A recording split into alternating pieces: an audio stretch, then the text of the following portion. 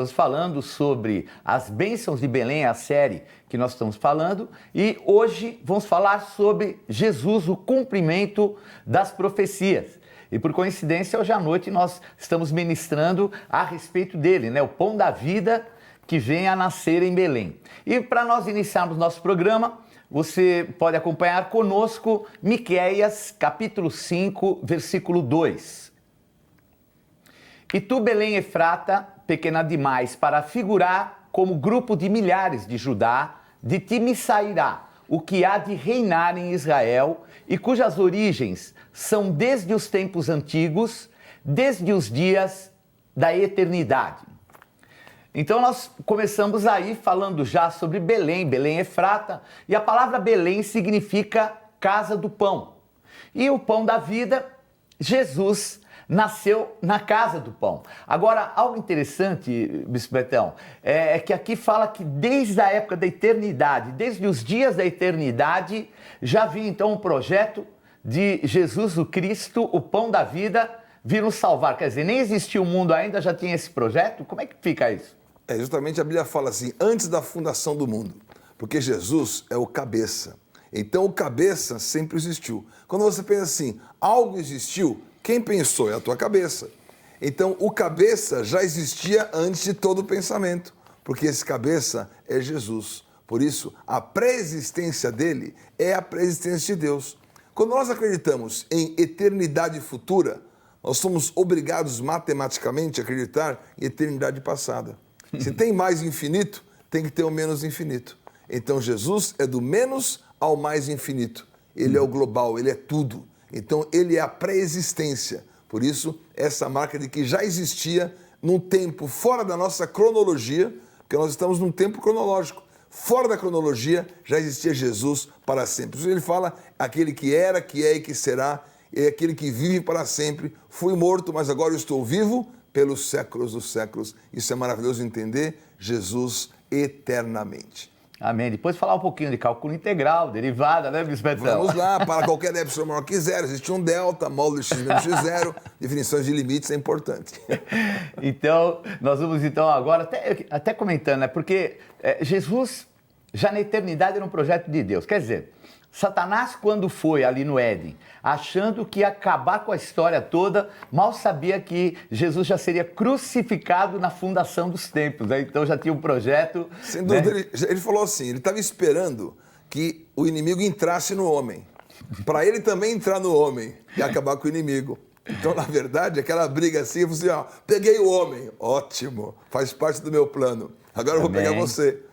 Porque ele ficou confinado. Na verdade, a queda do homem é a queda de Satanás. Repetição dessa queda. Ele entrou no homem e ele ficou confinado. Veio Jesus, o verbo, se fez carne e agora botou essa carne na cruz e acabou com ele que estava naquela carne. E que vergonha, né, para esse querubim ungido, né, que era cheio da perfeição, e de repente um homem, descendente da mulher, falível, pisa a cabeça dele. Pisa a cabeça da serpente. Então, justamente quando Jesus nasceu em Belém, o inimigo disse, bom, agora Deus errou, agora a estratégia dele errou. Já que ele colocou o verbo nesse menino, é só matar o menino. Então vem. Né?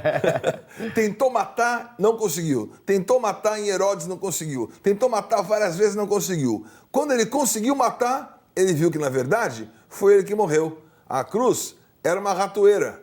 Jesus é o queijinho da ratoeira. Ele matou Jesus, pleque, ficou preso ali. O homem do pecado ficou preso naquela cruz. O homem do pecado foi desfeito. E agora Jesus saiu do outro lado como verbo novamente para ser a palavra viva pelos séculos dos séculos. Por isso que o apostólico é a palavra. Por isso que Jesus é a palavra. Por isso que o pão é o alimento e o pão é a palavra. Quando houve um embate no deserto, qual foi a resposta de Jesus? Nem só de pão o homem viverá, mas de toda a palavra que sai da boca de Deus. Por isso, Jesus, como palavra, como alimento, um Jesus eterno, é o que temos que conhecer. Não um Jesus religioso, não um Jesus falido, na cruz, caído, morrido, parece que ele perdeu o jogo. Pelo contrário, o inimigo não sabia nem ver o placar. achou que tinha ganho a parada, mas ele viu depois que ele perdeu, porque o Senhor vivo pelos séculos dos séculos. O pão como alimento, como maná, também é algo muito interessante. Né, nós vamos falar sobre tudo isso e vamos ver então, falando agora sobre o pão da vida, o João 6, 48 e 49. Eu sou o pão da vida. Vossos pais comeram o maná no deserto e morreram. Esse é o pão que desce do céu para que todos que dele comer não pereça. Então tá aí essa passagem que fala rapidinho sobre isso, mas também ainda dando continuidade, eu sou o pão vivo que desceu do céu, se alguém dele comer, viverá eternamente, e o pão que eu darei pela vida do mundo é a minha carne. Bom, você falou sobre o maná. O que é o maná, Bispo Bertão? Até interessante porque maná é algo que ninguém entendia o que era, né? Por isso que chama maná. Ma em hebraico é o que, na é isso. Então, caiu do céu aquela semente coendo, parecendo com o mel, um pedacinho de pão, mas na verdade era, um pão de mel, vamos dizer assim, né? Era um pão de mel diet. Então, caiu do céu, eles ficaram dizendo maná, que é o que é isso? O Senhor preparou no deserto aquela provisão. Mas eles desprezaram a provisão que Deus preparou, porque isso é um sinal de que eles desprezariam a palavra e desprezariam Jesus. Mas o que tinha o maná de especial? A marca de que você vence o deserto com uma palavra diária. Você vence o deserto com o poder da resistência. Você vence o deserto se alimentando da palavra. Agora, existia maná para todo o tempo, né? Imagina a logística do céu, né? Porque tinha um maná que durava só aquele momento. Você colhia o maná, às 9 da manhã já estava derretido. Tinha que acordar cedo. Disciplina. Quer buscar o Senhor? Acorde cedo. Busque logo cedo ao Senhor. Depois derrete. E se você guardasse num pote? Guardasse num pote, no dia seguinte estava embolorado, fermentado. Não poderia ser consumido além do próprio dia. Ou seja, é um alimento preparado para aquele dia. Mas tinha um detalhe. Na sexta-feira, o maná durava 2 dias, porque ele tinha a provisão do sábado. Então, no sábado, onde você não faz nada, você come maná, porque Jesus é o nosso sábado. O sábado não é um dia, o sábado é uma pessoa. Que pessoa é essa? O próprio maná, o próprio pão da vida. Agora, imagina a logística do céu, né? E se o anjo mandasse na sexta-feira o maná de quinta? Estava embolorado no sábado, né? Ele nunca pôde errar, né? Imagina, né? Empurrou o maná errado. A logística do céu era perfeita, fabricando 2 tipos de maná.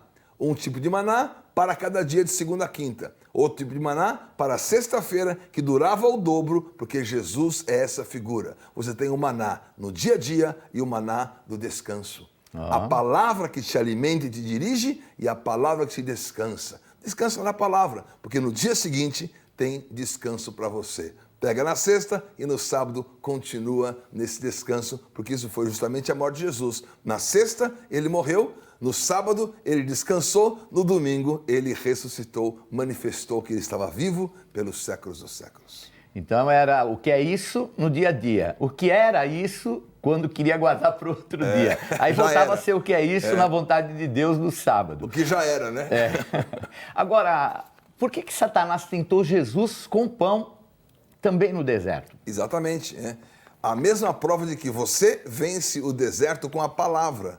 Então ele falou assim, transforma essas pedras em pães. Mas quem que era a pedra? No deserto também havia uma pedra. A pedra que seguia, 1 Coríntios 10,4 fala que a pedra que seguia era Cristo. Onde estava Cristo no deserto? Na pedra e no pão. Aí vem o inimigo e fala, transforma essa pedra em pão. Não, eu sou a pedra e eu sou o pão. Ele queria, na verdade, prender Jesus. E ele disse, sabe uma coisa? Eu me alimento da palavra que sai da boca de Deus. Eu não preciso nem desse pão que você vai transformar. Agora, infelizmente hoje, bispo, as pessoas, elas querem isso. Imagina a campanha das igrejas aí que não entendem a palavra. Campanha das pedras em pães. Vai todo mundo lá receber, ou recebi o pão, que bom, agora tenho esse pão. Qual que é a origem? A nossa origem tem que ser o Senhor. A nossa origem é a palavra que sai da boca de Deus. A nossa origem é apostólica. A nossa origem é o altar. Por isso, é um princípio de feitiçaria. Transformar objetos em objetos. Isso faz a feitiçaria. Se do nada Satanás não pode fazer nada do nada. Ele não tem poder. Quando houve as pragas no Egito, ele começou a imitar, né? Imitou jogar a serpente para virar a vara e a serpente. Imitou o sangue na água. Quando chegou para colocar pó em piolho, eles lançaram pó e nasceram piolhos. Vieram os magos de Faraó, não puderam fazer. Satanás não faz vida nenhuma, nem piolho ele pode criar. Não faz pó em piolho, porque piolho, por mais pesticida que seja, é vida. Satanás não tem poder de vida. O único poder que ele tem é de imitação. Então ele quis imitar Jesus, que é a pedra, imitar Jesus, que é o pão, mas Jesus disse, não me alimento das suas sugestões. Quer um conselho? Faça o mesmo. Não se alimente das sugestões do inimigo, jejue para sempre. Verdade, e você falar até sobre feitiçaria, né? Porque o inimigo ele imita mesmo, né, os valores espirituais. E a gente percebe que eles sempre procuram colocar um valor espiritual sobre alguma coisa, um bem, né? Por isso que tem aí a macumba e tantas, né, coisas que são feitas. Mas a realidade é que se existe esse poder do inimigo sobre valores materiais, existe o poder de Deus também, né? Nos nossos atos proféticos, a gente entende o quanto é importante a gente ter esses atos proféticos, né? A ceia. Sem dúvida. A ceia é um ato profético. A ceia você bebe daquele cálice que simboliza o sangue do Cordeiro. Amém. E você come daquele pão que é o pão da vida. É o pão da vida. E em celebração, né? Porque não é para você comer lá celebrando uma morte, aquela tristeza, não, mas é celebração da comunhão, do corpo, do amor. Então é muito interessante como é diferente as pessoas que usam patuás. Sim. E aquilo que é feito como ato profético, Sim. algo que tem um valor espiritual. Nós vemos, por exemplo, a mezuzá, que não só os judeus eles usam, nós também.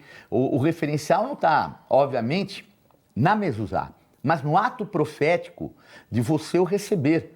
Então são valores assim muito, muito importantes e infelizmente o inimigo muitas vezes quer imitar, mas está amarrado em nome de Jesus, tá bem? Que é o contrário, né? Quando você tem uma medalhinha, né? Bom, sem ofensa aos corintianos, né? O cara ficava mordendo a mulher dele de São Jorge para ver se o Cássio pega o pênalti, né? Então ele está num patuá.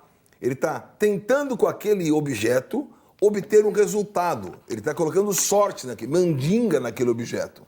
O ato profético é o contrário. Não é um objeto que eu tenho para tentar ter alguma coisa. É porque eu tenho aquela realidade. Aquele objeto é a expressão da minha realidade. A mezuzá não é para dar sorte, é porque eu sou abençoado, eu Amém. expresso a mezuzá. Então eu tenho a bênção da mezuzá porque eu já tenho a bênção, então eu vou ter expressão. Se você tem a bênção e não tem expressão, então você é fariseu. Né? Você tem que expressar aquilo que você tem. Você tem que colocar o teu fruto. Então, é mezuzá no carro, mezuzá na casa, mezuzá dourada. Os propósitos que existem, você toma posse de todos. Eu não sou materialista, mas eu sou poderosamente materializador. Então, você materializa as coisas e as bênçãos vêm, as bênçãos se materializam. Amém. Não porque você tem um objeto mágico, porque você tem um entendimento profético e apostólico. O apóstolo liberou a palavra, o apóstolo colocou a marca de unção, aquilo está carregado de significado. Uhum. A pessoa fala assim, o que significa esse barramento todo aqui de cobre? Isso aqui não é nada. Não é nada, põe a linguinha aí, cabra. Né? Desapareceu. Um barramento, pega um barramento elétrico, né? Coloca ali a energia, né? O que é isso aqui? Encosta a língua aí que você vê, já era. Porque tem energia ali. Uhum. Então, o ato profético não é algo para se obter, é porque você tem algo para expressar. Por isso, expresse. Expresse mezuzás. Hoje à noite, encerramento do jejum, vai lá e faz votos ao Senhor. Amém. Coloque a tua vida debaixo de elementos proféticos para a sua vida ser poderosamente abençoada na manifestação daquilo que é real. E isso é tão sério, né? Porque a gente vê que o próprio batismo é um ato profético. Então, é aquilo que já aconteceu na vida da pessoa. Amém. Ela nasceu de novo, ela foi purificada pela água e o batismo nada mais é do que um referencial. Quem o purificou foi a graça através de Jesus Cristo. O batismo é esse referencial que a pessoa vai fazer. Já aconteceu, mas o batismo é de muita importância. Então, é algo que você vai expor, que você vai demonstrar. E, inclusive, a palavra profética que é ministrada na oferta e a pessoa se habilita na mezuzá ou na coluna de Boaz, por exemplo. A coluna de Boaz é o maior referencial para as próximas gerações, né? Meu Deus. É um ato profético que eu tenho em cima nós temos assim um tipo de uma cristaleira, né? E que tem assim todo tipo de atos proféticos que nós fizemos. Amém. Estão lá não como patuás. Os referenciais proféticos foram já ministrados na palavra, Amém. no dia, Amém. já estão sobre a nossa vida. Mas ali está aquele referencial que a gente guarda com muita alegria. Sim, você tem a coluna de Boaz de prata. O que é a prata? É um resgate. A coluna de Boaz de ouro. O que é o ouro? O ouro é a fé, o ouro é a conquista. Quer resgate ou quer conquista? Eu quero os dois, eu tenho as duas. Pronto. Não precisa, eu vou fazer a de prata. Ótimo, resgate. Vai fazer a de ouro, por quê? Conquista. Amém. Então você vai entender em cada elemento profético a realidade que está ali. E o batismo, né? Olha a realidade do batismo. O povo entrou no Jordão e o Jordão abriu. Jesus entrou no Jordão e o céu abriu. Que tal essa? Então, o batismo é um referencial maravilhoso, porque você entra nas águas e você abre o céu. Quer abrir o céu? Passa pelo batismo. Porque quando abre o céu, vem a voz: este é o meu filho amado, em quem me comprazo, em quem tenho prazer. Por isso, o prazer do batismo é: o corpo do pecado foi desfeito. Eu não vou servir mais ao pecado e eu vou ter autoridade sobre aquilo, porque eu não sou mais escravo. Romanos 6,6. Sabendo isso, o batismo é uma coisa para você saber. Eu não estou sentindo que eu fui batizado. Você vai sentir água fria, cara. Mas você vai saber que, ou água quente às vezes, né? Isso é bom. Você não vai ter que sentir, vai ter que saber. Romanos 6,6. O velho homem foi crucificado. O corpo do pecado foi desfeito. Eu não sirvo mais ao pecado como escravo. Isso é o resultado, a realidade do batismo, profética e evidência na tua vida para sempre. E até você colocou aí sobre Jesus ser a pedra e o pão, né? Nós temos aí essa passagem em 1 Coríntios, capítulo 10, versículo 4, que deixa bem essa realidade, né? Que diz assim: e beberam da mesma fonte espiritual, porque bebiam de uma pedra espiritual que os seguia, e a pedra era Cristo.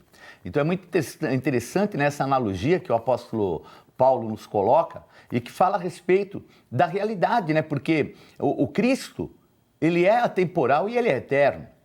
Obviamente Jesus, o Cristo, veio ali naquele momento que era propício, na maturidade do homem, tudo aquilo que a gente sabe e reconhece. Mas lá atrás, já aquela figura de Jesus, a pedra que os seguia, que os alimentava, que dava água, e dava água mesmo quando eles estavam reclamando, falando, e ainda assim a misericórdia e a graça alcançando o povo ali no deserto. É interessante a questão da pedra, porque Moisés, ele bate na pedra. E o Senhor falou assim: fala com a rocha. Mas ele foi lá e feriu a rocha.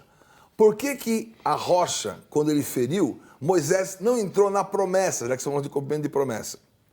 Por quê? Se a rocha é Cristo, a lei não pode ferir a Cristo. Então, a lei quer ferir a Cristo e a lei se exclui. A lei não entra em comunhão com Cristo. O fim da lei é Cristo. Por que Moisés não entrou na terra? Porque o fim da lei é Cristo. Ele bateu na rocha. Quem que era a rocha? A rocha era Cristo. Acabou ali a lei. Ele não podia desfrutar. Agora, se ele falasse a rocha, ele estaria habilitando a graça. Porque a graça não é o ferir, a graça é o falar e o receber. E quem podia ferir a rocha? A rocha, que é Jesus, foi ferido por Deus na cruz. E dali do lado dele saiu o sangue e a água. Por isso, a Bíblia é muito completa, a Bíblia é muito profunda e essas verdades, elas estão fortes como realidades da nossa vida. A Bíblia não é livro para você ler: agora livro de Ruth, que bom, eu vou dar um presente para minha sogra. Isso é muito mais do que isso, né? Não é você ter uma ideia, é você entender que a Bíblia é um cenário, a Bíblia é um personagem, você é esse personagem, você profetiza. E você tem aquele personagem na identidade do seu espírito e aquele cenário como realidade na sua vida. Verdade. E a palavra de Deus, ela expressa, né, valores proféticos do futuro. Vamos ler uma passagem muito interessante, está no livro de Lucas, no capítulo 1, versículo 37, que diz assim: porque para Deus não haverá impossíveis em todas as suas promessas. Né? Quer dizer, nele está o sim e o amém. Agora também isso não impede de que muitas vezes a gente tenha alguma dificuldade, alguma luta, né? Porque às vezes nós nos acostumamos a achar que temos que ter as coisas de mãos beijadas, né, que falam, né, que venham as coisas pra gente. Mas a verdade é que a gente tem que conquistar, né? Eu acho que o exemplo maior da conquista é o próprio Jesus Cristo, né? Inclusive, bispo, há uma passagem também que está em Gênesis 49, versículo 10, que fala a respeito desse poder, dessa autoridade. O cetro não se arredará de Judá, nem o bastão de entre seus pés, até que venha Siló, e a ele obedecerão os povos. Agora, por que a tribo de Judá, ela foi a tribo escolhida para ter esse que seria o rei dos reis? É muito interessante, né? Porque essa bênção Jacó deu para Judá. Uhum. Então diz, olha, o cetro não vai se arredar, ou seja, o rei vai vir dali. E Judá justamente tinha na conquista territorial e geográfica Belém. Belém e Jerusalém pertenciam a Judá. Então ali nós temos Judá e Benjamim, são as duas tribos do sul. E depois o resto das 10 tribos do norte, o reino de Israel. Então ele já disse, vai ser de Judá. E profetizou isso. Agora, vem Raquel. Raquel era a esposa que Jacó amava. Uhum. E quando Raquel está indo para Efrata, que é Belém, ela dá à luz a Benjamim. Benjamim é o filho da mão direita, é o último filho que completaria o povo de Israel. E daí? E daí ela morre. Ela morre chegando em Belém. Por quê?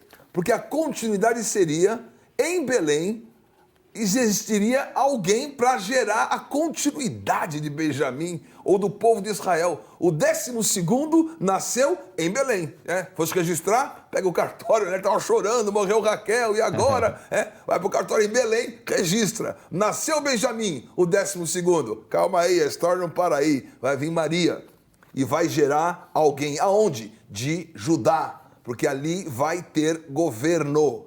Então, Judá e Yehudá em hebraico significa louvor. Porque a restituição da glória e do louvor é a essência da queda de Satanás. Satanás, ele teve a sua queda, né? Porque ele era o músico maior, né?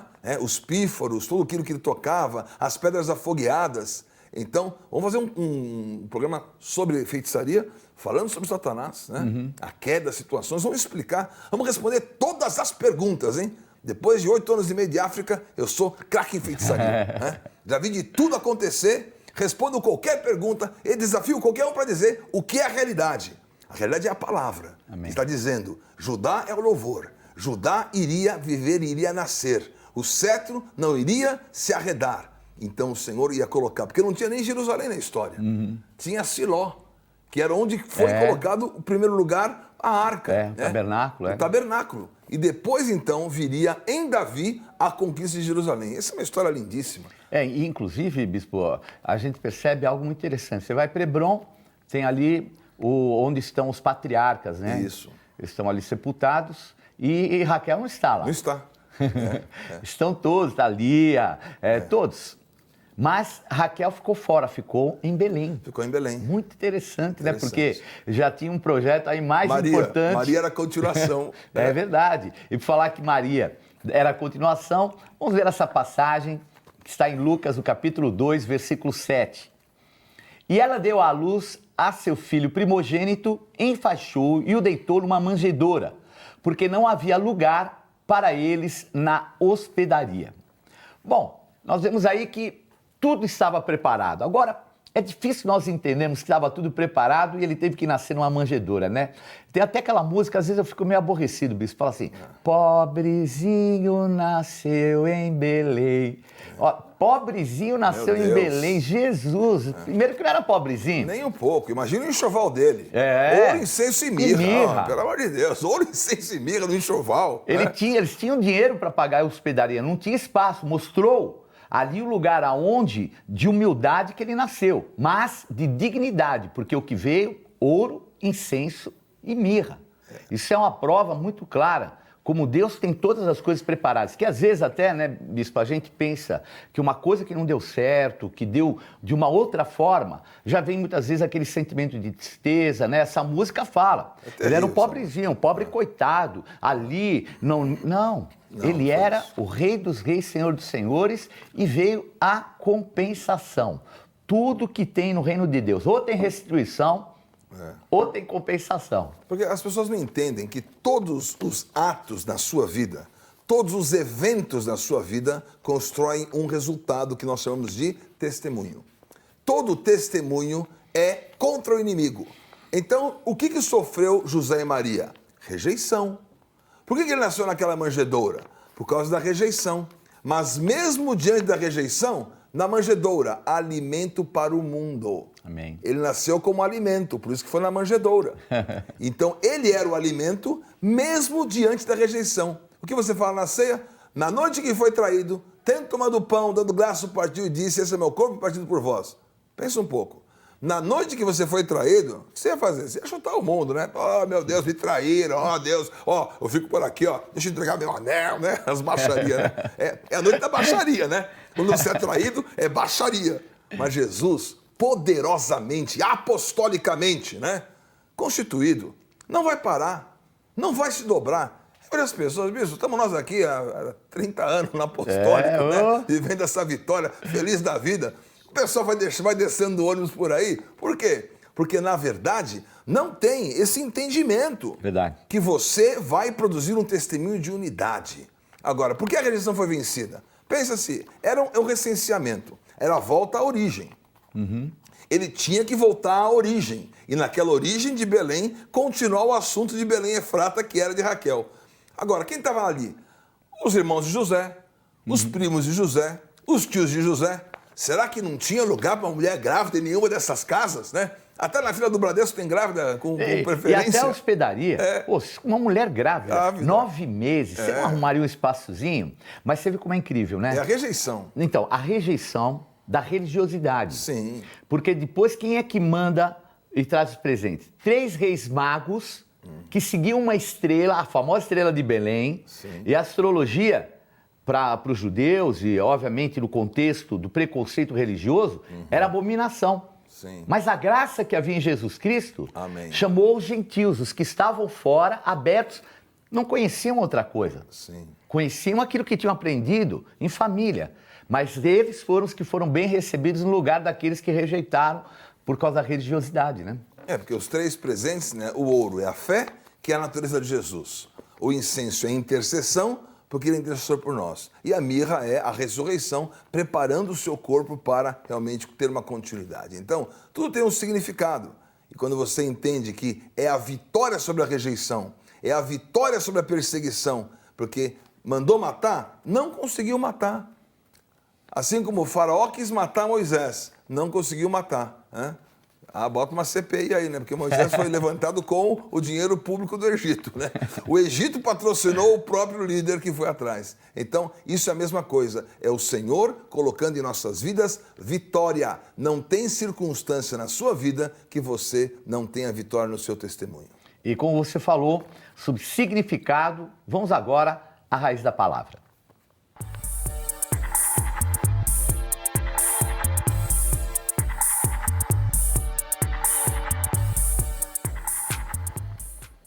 Bom, Bispo Betão, Efrata. O que significa Efrata na raiz da palavra? Efrata significa justamente o frutífero. Aliás, você vê que Efrata, F-R-T, da palavra fruit, em inglês, fruto, em hebraico. O que é Efrata? Vou só tirar o E e ficar fruto. Né? É o frutífero, que em hebraico é a raiz pei-reish, que dá o pri, que dá o fruto.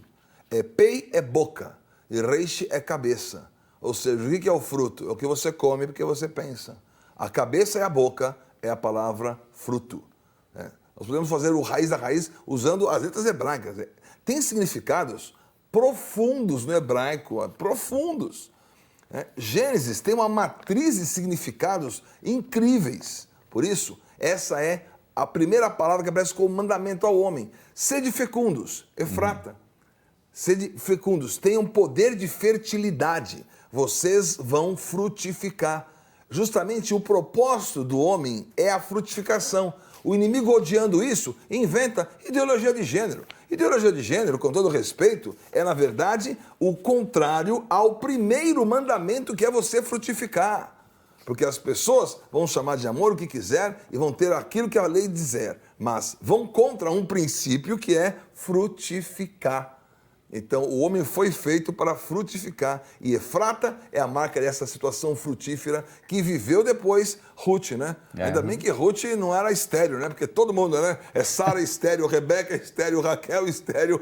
Ruth veio, Efrata, eu sou frutífera. Ela e, e também era uma estrangeira, né? Então, os gentios aí, tudo frutíferos, frutífero, né? Raabe, que era uma ex-prostituta também, lá de Jericó, também frutífera. Isso é sinal de que a igreja gentílica é frutífera. Amém. Então, marcha para Jesus. Olha o tamanho da marcha para Jesus.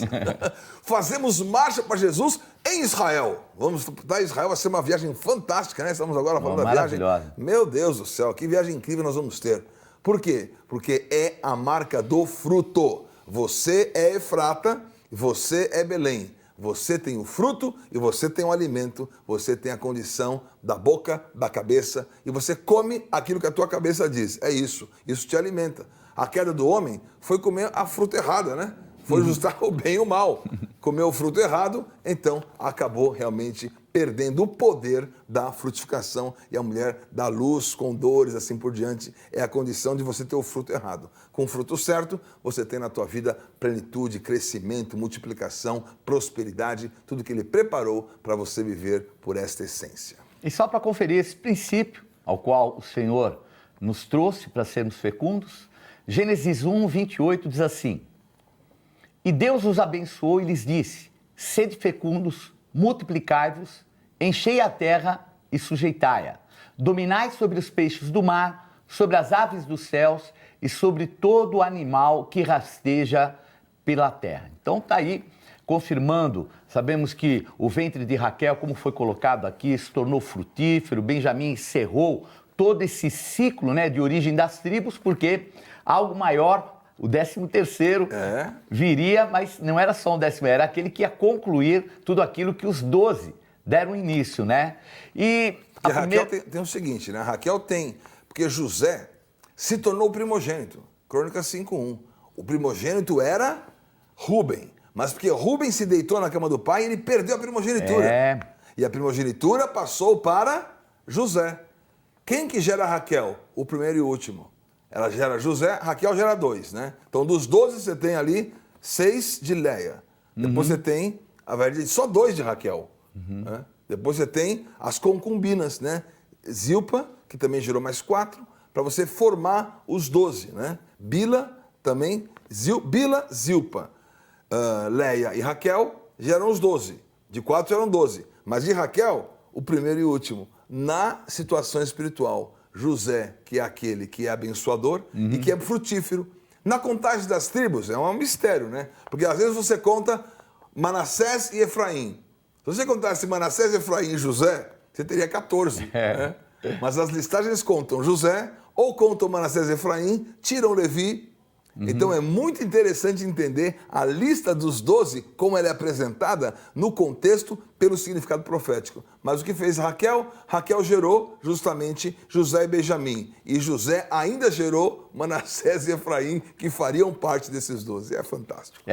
E até um lado, né, que nós vemos que um recebeu uma palavra junto com o Levi que não teria terra. Isso. E Simeão vai se dissipar em meio a Judá, e desaparece. Aí fica só Judá e Benjamim. Mas se ficou um... E os 10? É porque Manassés tinha dois Manassés. Um fora da promessa e um dentro da promessa. Então esse é o nosso Deus.